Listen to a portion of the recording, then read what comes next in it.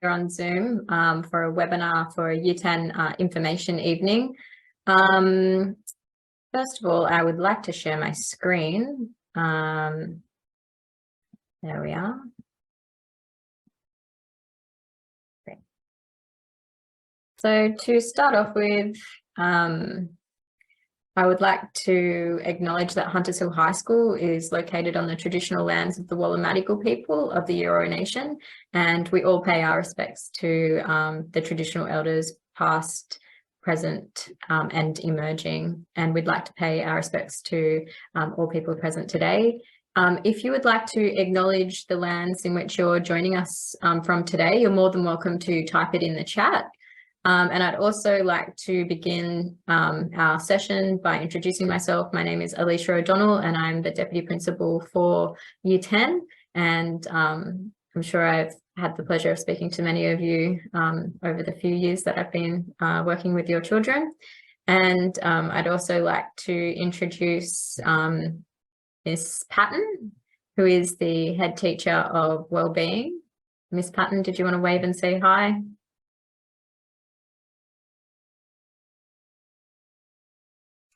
Hi everyone, thank you for joining us this evening. I have worked with some of your children over the past few years and I look forward to developing some more of those relationships in the years to come, especially as they enter these really pinnacle years of their schooling. Thank you. I'm also here with Miss Pollack, the Careers Advisor.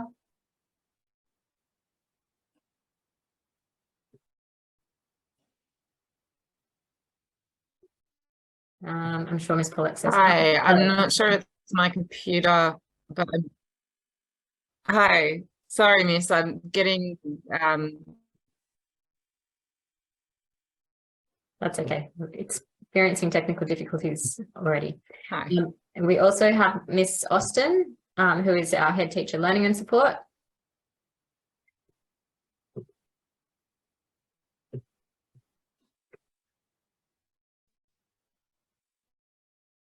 She says hi too. And we'll move on to our principal, Mr. Greg Lill, is here to welcome you as well.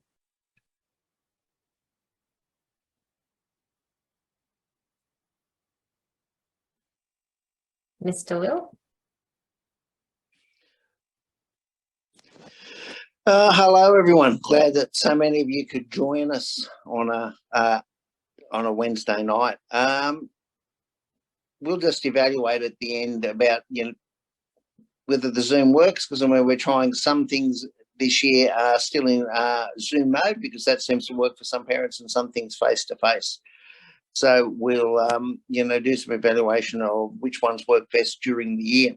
Look, I just wanted to say a few brief things about Year 10 and the fact that they're studying for their ROSA this year. Now, the Record of School Achievement replaces the old school certificate that you probably did when you were at school, but the ROSA is in fact the pathway to Year 11 and 12. And Year 10 need to understand a few things about the ROSA, that it is a prerequisite, for moving through the school.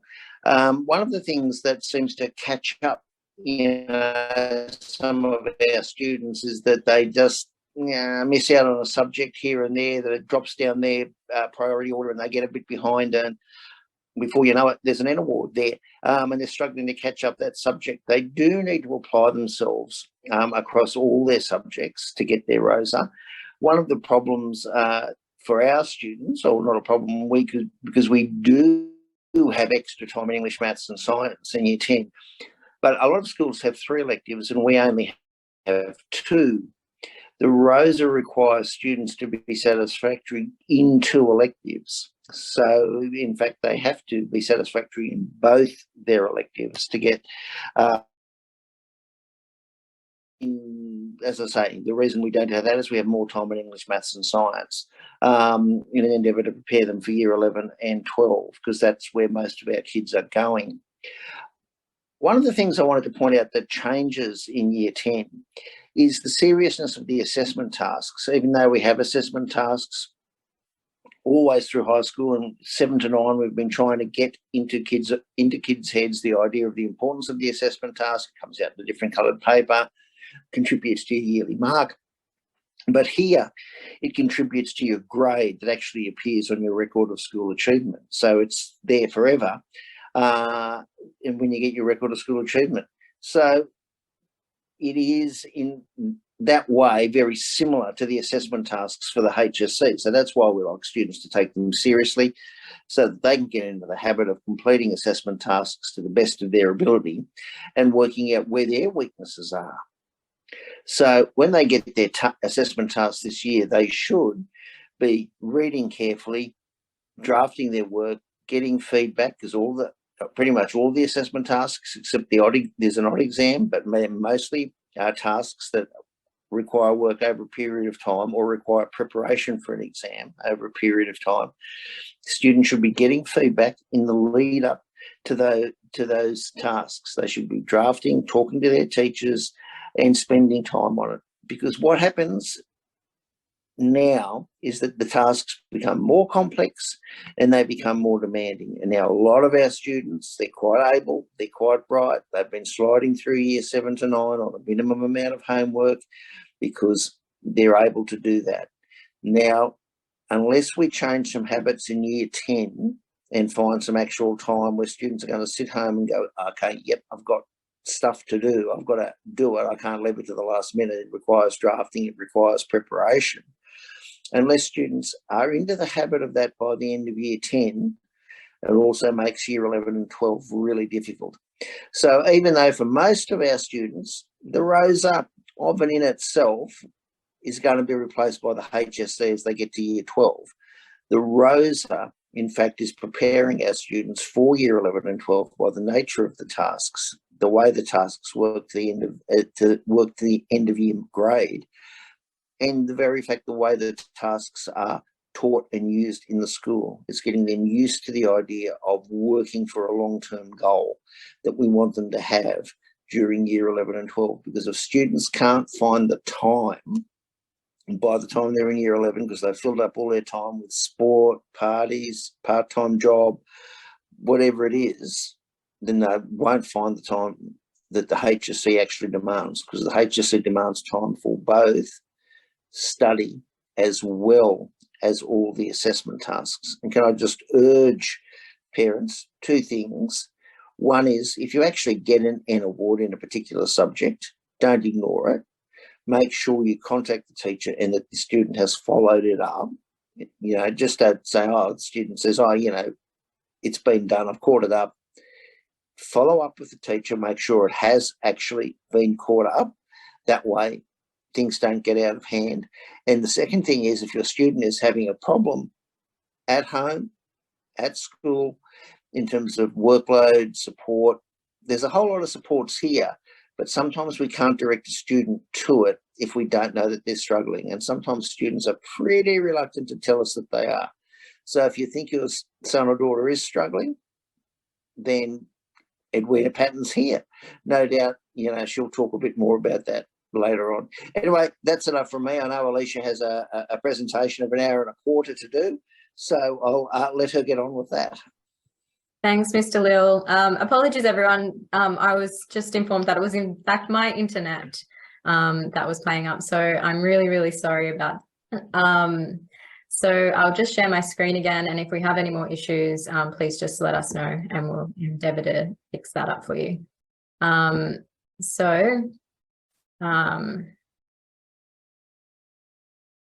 Okay, so we'll try and make the presentation as quick as possible. We do have a lot of information to get through, but as an overview, we'll be going over information on the ROSA, an explanation of the assessment handbook and some of our expectations, as well as the end warning process. I know that some of you who haven't had a senior student before are really going, you know, what is this word end warning? So we'll go through that.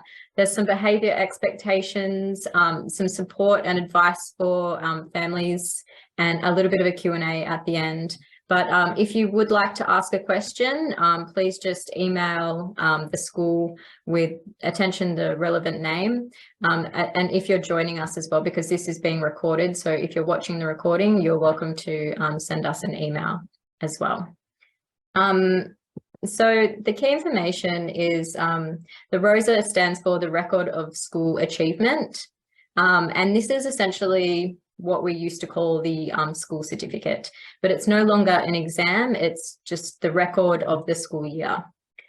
So in order to successfully pass the ROSA, students must complete the mandatory curriculum for years 7 to 10. So essentially, in short, they must attend school and complete their work satisfactorily. If your child's teachers haven't contacted you yet, then it's a pretty good sign that that's what they're doing and they're on the right track. So essentially, no big exam, they're just completing their assessments and trying their best to complete the Year 10 course. However, if that isn't occurring, then you will get something called an N warning notification. An N warning is an abbreviation for a non-completion warning. So essentially, the attainment of the ROSA is really an important credential because it's a precursor to the HSC. And as we know, the HSC is a means of accessing post-school training and other career opportunities. So New South Wales Education Standards Authority, or NESA, they have to put in place, certain checks that all schools across New South Wales are meeting the same standards and that all schools are upholding the integrity of the ROSA. So the N warning isn't just something that Hunters Hill High School implements, it's something that all schools across New South Wales implement. And indeed, it's the same for the preliminary course and it's the same for the HSC course. So if a student is not meeting the requirements, they're given an N warning to notify you that there might need some adjustment to their learning to take place for them to improve. If a student receives 2 N warnings across all of the student subjects, then an N determination can be made by the principal, which means essentially that the student doesn't pass the course. However, it's not all doom and gloom.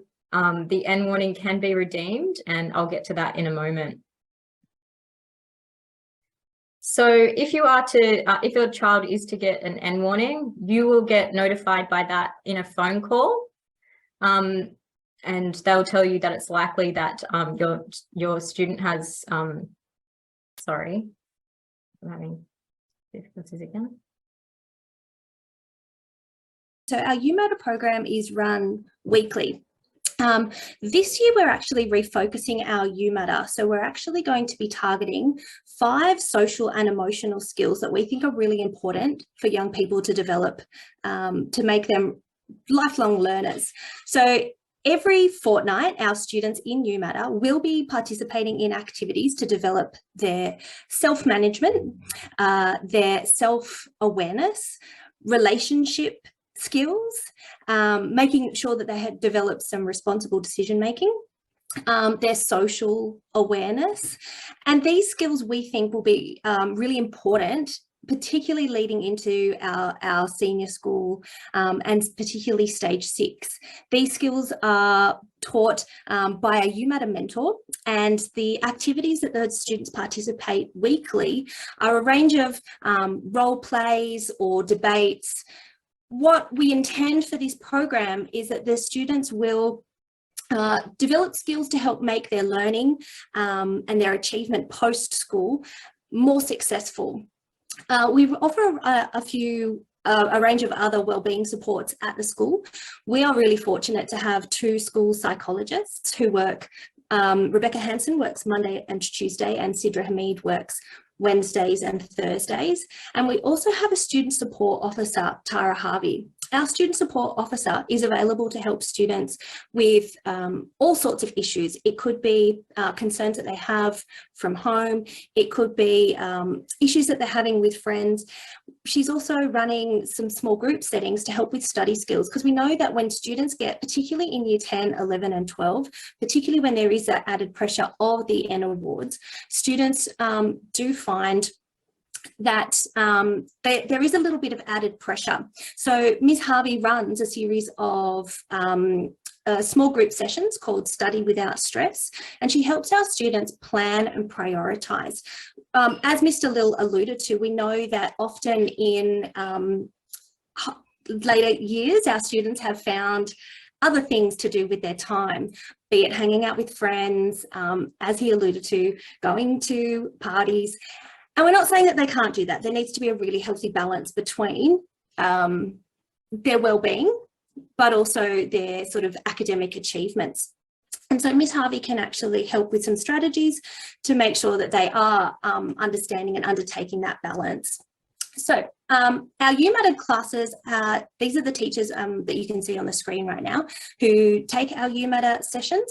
And what's really great is at the end of this year, we actually invite our Year 10 students to become peer support mentors. We run a fabulous day at the end of Year 10.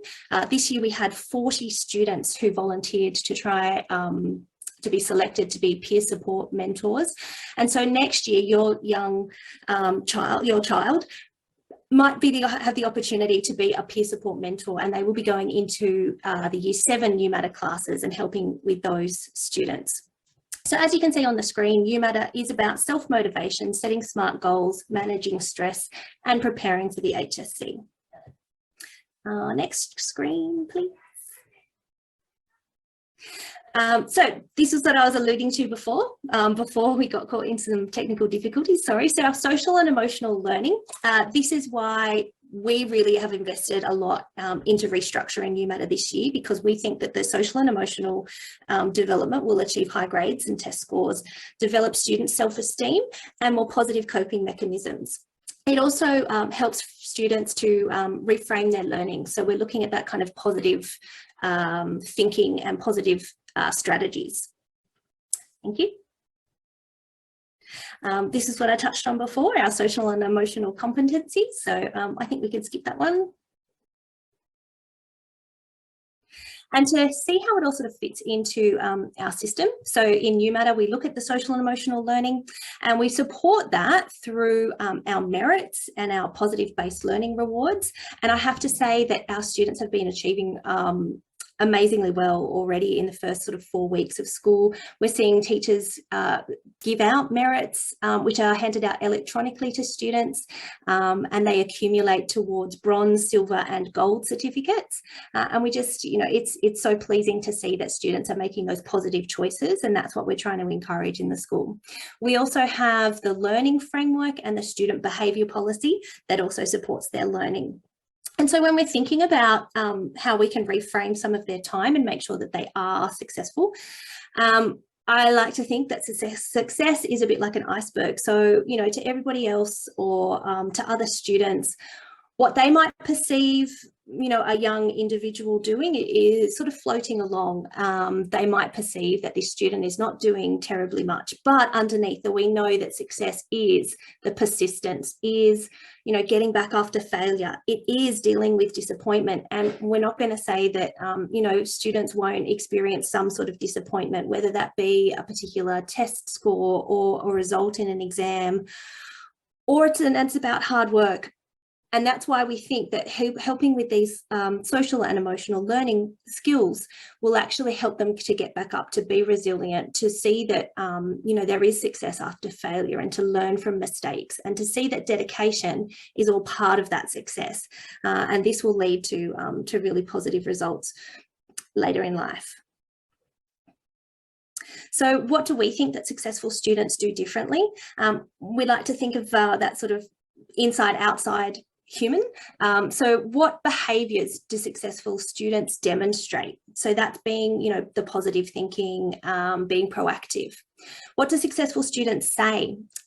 Again, it's really framing their self-talk so that they are positive about the way that they see the world. What do successful students do, you know, outside of school?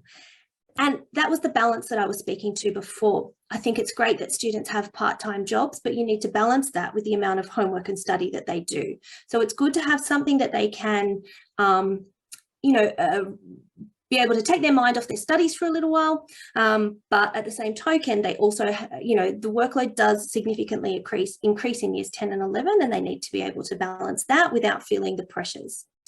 I did want to talk about attendance. Attendance to me is super important. Being late to school, being late to class, missing those first few minutes of a class where teachers often recap the lesson before can, again, be one of those things that snowball for students, where they feel like they're behind, they don't know what's going on in the class. So reiterating to your young child, that your young student, that attending school every day, all day, is really, really important. And if for any reason that they are away, we really do need to have a reason that's given to the school. So I thank you for your help with that, because we really do want to see them at school each and every day and achieving their best. So I think we'll pass over to Miss Polak now, who's going to talk about some career advice. Hi, I'll do a mic check first this time. Can people hear me? Yes, good. Okay. I'm mostly going to talk about work experience. So Miss Austin, we could just move to the next slide. I'm already getting a lot of phone calls and questions about this. We take a flexible approach to work experience at Hunters Hill. I found that in the past, when I tried to get a whole year group out in a single week or two, they're not engaging with any meaningful work experience, then just sort of filling the gap. And by making it flexible, it means that, because it's also very difficult for employers to take students on, so it means that we can be flexible with what works with the employer who's going to take students in, and it means we can work around assessments and things like that. So when does it run is the first question I'm being asked, and that's whenever we can get it going and it's convenient for student and employer.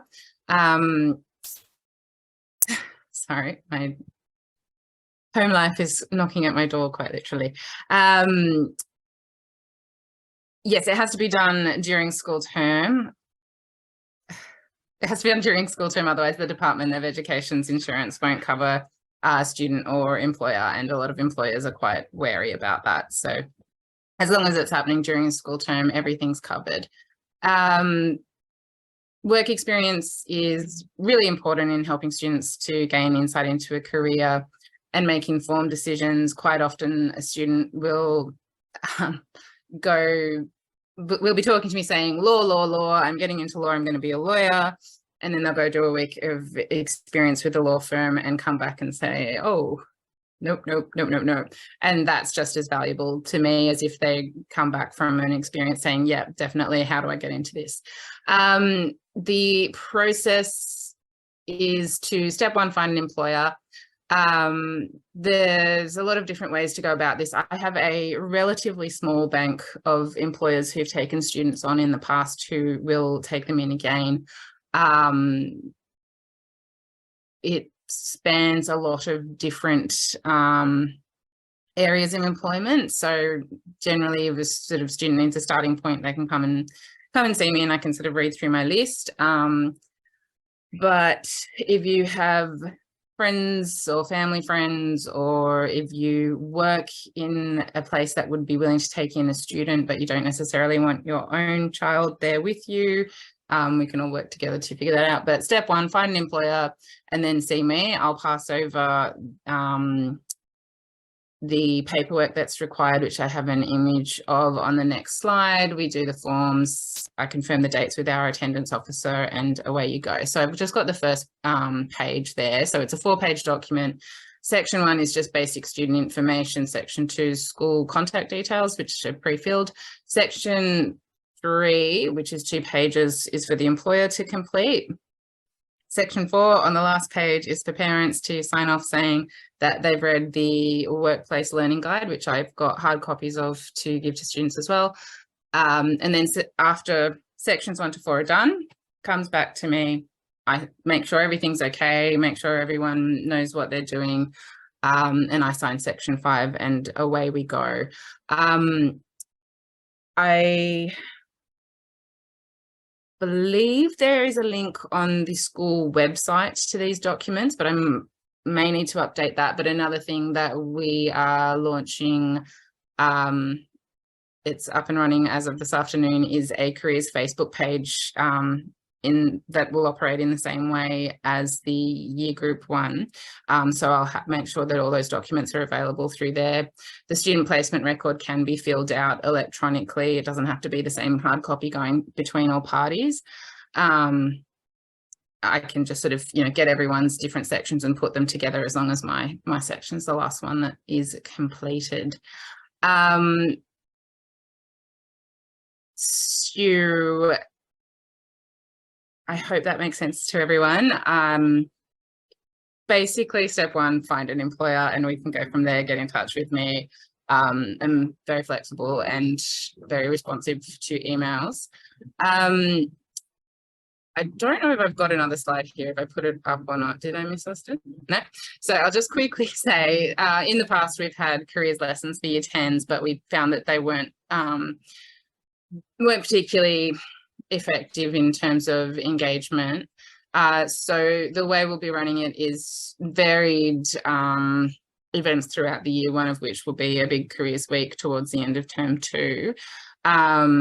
And during that time, students will have a lot of opportunities to talk to different people from different careers, participate in different activities. We'll go out on a couple of excursions, and there'll be a strong focus on subject selection, because that's also a question that has already started to come up with families. So students will be really heavily supported throughout that process as they go on to stage 6 as well. But that's all from me, I suppose. So thank you. Okay, so I think Miss O'Donnell's still experiencing some technical issues, so I'm taking the reins. So everybody get nervous. We're going to backtrack a little bit. Miss O'Donnell really wanted to go through the illness misadventure process, because it's something that we know that as the students move into the later stage 5 and stage 6, that they're a bit uncertain of, because of the amount of flexibility we can show earlier in their careers as students. So I'll just wait till we get to here we are. So this is critical. This form is available to students on the website. It's also in the assessment handbook. But if illness or other circumstances affect a student's performance in an assessment task or in preparation for an assessment task, it's not always exams, a misadventure appeal form needs to be completed. The documentation is reasonably straightforward, and it does have very specific fine print about what needs to be done. So the documentation needs to be submitted to the relevant head teacher or emailed to Hunters Hill High School to the email address with the attention to the relevant head teacher. If there is any doctor certificates or any legal documentation that can support that, that's always really, really helpful in making sure the process is much quicker than if not. So if it's a submittable one, if the student can get the task completed and submitted with the form, that's also very useful. If it was an exam or a timed assessment, an alternative task may be set up if the application is accepted by the application committee. And there may be extension of time in situations where that's appropriate. So what's really important, and I think this is reiterated to the kids throughout the early stages of the schooling, is the communication with class teachers is paramount. Like even if it's homework, like making contact through the Google Classroom, or whether it's through OneNote or emails to the school, getting in advance is going to make that process much less anxiety inducing for students. That's also a nice segue into me because I am the relieving head teacher of teaching and learning. So now we're going to skip forward back to where I was. There is amongst this, there was the behaviour policies and phone policies, but as Year 10 students, and as I know Miss Hutchinson has gone across with these kids very clearly, they know what's expected of them, and they're almost grown-ups. School uniform, we've got beautiful school uniform, love to see it on our kids. But yeah, back to me. Okay, how far along?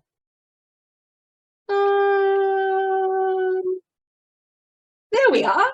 So Relieving head teacher of teaching learning, Miss Austin. I think most of the kids know me. I've known them most of the time that they've been here. We're a team made up of 4 support teachers and 6 SLSOs. And although one of our main priorities is ensuring that adjustments and differentiation take place for students with disability, we also support all of our students with their learning. I really like this image. I use it all the time with making sure the kids understand why some kids get different supports or crates so that they can engage with learning. But what we're really aiming for under the Department of Education is full inclusion. And that's making sure that we're able to dismantle the barriers that are in place inadvertently for some students in accessing learning, whether that's curriculum or assessment. One of those hurdles that all students face is the National Minimum Standards tests. They came in a few years ago. I think most of the kids are aware of them now, but they might not be aware of some of the flexibility of the tests. So the minimum standard was introduced to ensure that all students, when they finish their schooling, have a standard of literacy and numeracy that's going to get them through their everyday life, work, and if they intend to do further study. It's not too much of a hurdle for most students. The testing situation can be a bit of an anxious situation for kids, and we know that. And for students with disabilities, including generalized anxiety disorder, there are provisions available. And I'll talk more specifically about disability provisions in just a moment. But there are 3 tests that the students need to undertake. There's one for reading, writing, and numeracy. They're pretty accessible in terms of the fact that they're online. They're very similar to NAPLAN in the format. They're about 45 minutes for each test. Most kids pass it the first time. I know that there's a lot of embarrassment if a student doesn't pass it on the first go, but there are so many factors in why a student might not pass that on the first go. And one of those can be the circumstances, technical issues like we face today, and it can just be that they just are not in the right frame of mind at that time. And even NESA knows that. And so students are allowed up to 4 opportunities a year to undertake the test. So even if they don't pass the first go, they can give it a go a little while later. There are practice tests available online. All you need to Google is National Minimum Standards practice tests. I screenshot an example of the numeracy test. It's on the right there. It's reasonably easy. The big challenge I would have found at the same age is there's no calculators. So for numeracy, no calculators, you get all the working out paper you need, and those students that need provisions will have them made available to them. They will be first scheduled during one of Nikki's careers weeks. So the students will get a chance in the classroom to do it. But if they're absent or are there any other reasons why it doesn't take place at that time, we have quite a lot of flexible time to support students to do those tests, which leads into the extra support. The kids in Year 10 are pretty familiar with Beyond the Bell. They probably think they've outgrown it. And that's fine, but it is still available to them. We do try and make a sort of separate space for the more senior students if they want to come along on a Monday afternoon.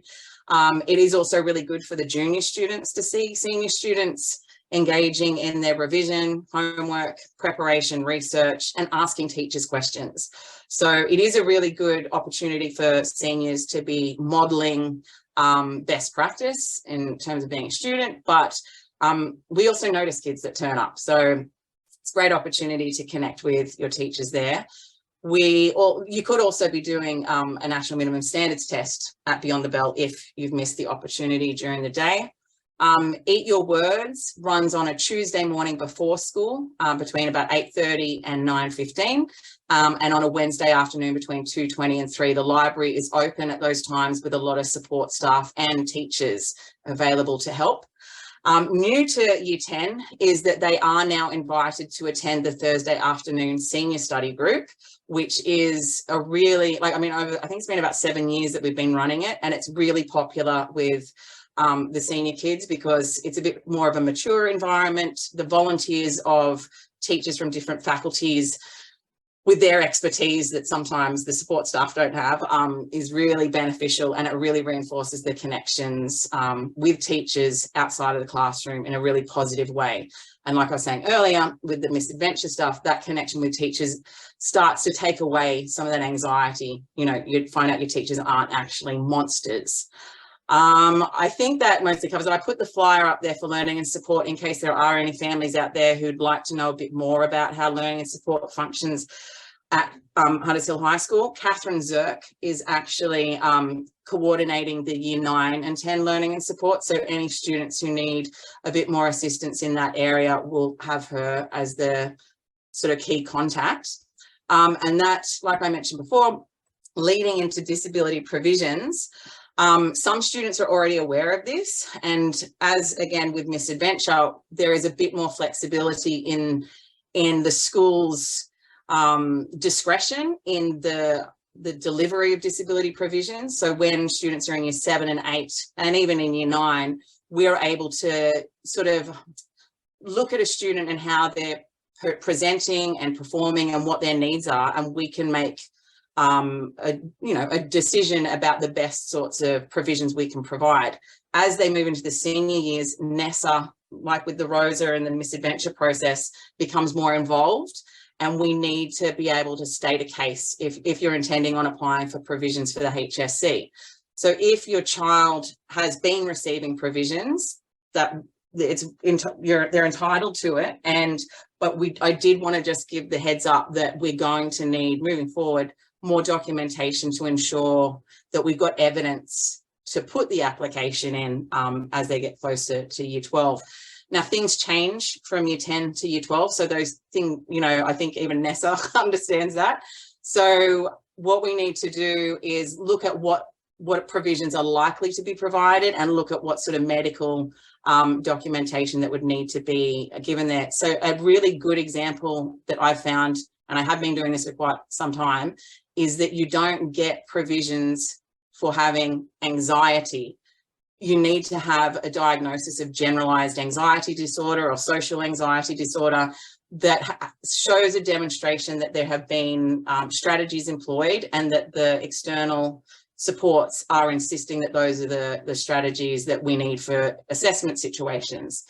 So diagnosis does become a bit more critical in these future years. One of the other ones is, despite the fact that we're a BYOD school and the fact that the world is moving towards computers are very, very hard to get as a provision for the HSC. So another thing we need to try and do is, if your child is currently receiving a computer as a provision, is really examine whether that's going to be possible in the HSC. And if we think it's not, we need to start trialing other supports like a scribe.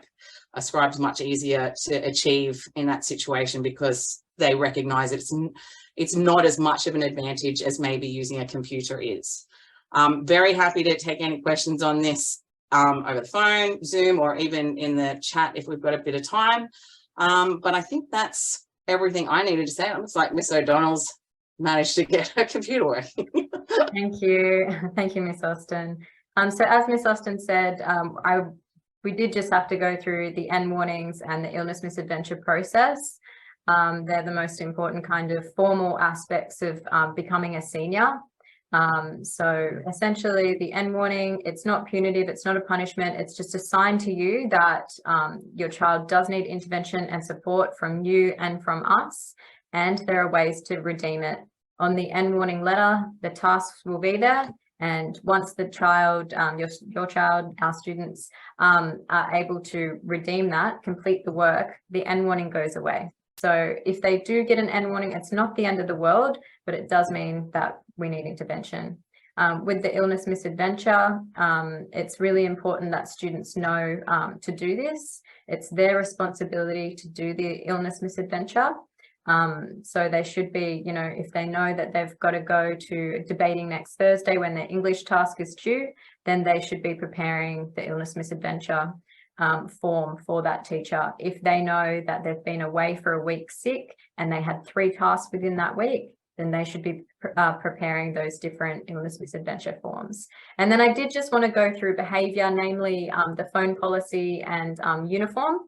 The phone policy has been updated, and it was in consultation with you know, our community last year. Our community did kind of say that, thank you, our community did say that they wanted the students to have the phones at recess and lunch, but not in class. So we've had a bit of feedback from teachers, and they've essentially said that Year 10 have been really fantastic with keeping their phones in their bags. They're not in their pockets, they're in their bags during lessons. We still have the strict rules in place at recess and lunch with no filming on school grounds. And the students know these expectations. So there should be no kind of unofficial filming in school grounds. Sometimes for an event like the colour run or something, the teachers will film students for, you know, memories and for the Year 12 graduation and things like this. But essentially there are consequences such as formal cautions and suspensions for filming and uploading images of other students or teachers. So the students know this, but once again, I have gotten fantastic feedback about Year 10 and their phone use, and actually their attitude in returning to school. And I was going to say that a bit later on. Uniform, as always with Year 10, needs a little bit of work. We are still seeing the sneakers and the sports shorts, but essentially, you know, we do want them to wear their uniform. It is, it does affect their mindset. When they put their uniform on, they're in the mindset that they're coming to learn, you know, and we're preparing them for the world outside as well. So, you know, most workplaces have a uniform, whether it's dressing for the corporate world or dressing in a uniform for a job. So they're things that we like to instill in our students, and also it gives us a sense of belonging and pride in our school and to come to school as well. So that was everything that we needed to go through. So we'll just flick to the final slide, which was just about students really giving Year 10 a good shot and knuckling down and understanding that this is their first year of really senior high school. You know, year 9 is part of the Rosa year, but Year 10 is the year that they'll show off their skills to be put in classes next year. They'll be choosing their electives for senior school. So they really should be knuckling down and seeking the support that is at school. But Year 10 have had a truly fantastic start. The amount of times I've heard some of the Year 10 students say, "This is my year." We've heard that thrown around a lot this year. So I've been really proud of their approach. And I do think that, linking back to the uniform and the school pride, you know, putting on those white shirts, they've really stepped up as seniors. So I'm really excited to see what they can do. So thank you so much for joining us. If you have any further questions, you can stay behind on the chat, or you're welcome to give any of us a call at the school, or you can send us an email at the Hunters Hill High School address. And just attention any of us. Sorry for the technical difficulties, but we got all the information there at the end. So I hope that wasn't too much of a distraction for you, and thank you all for joining us.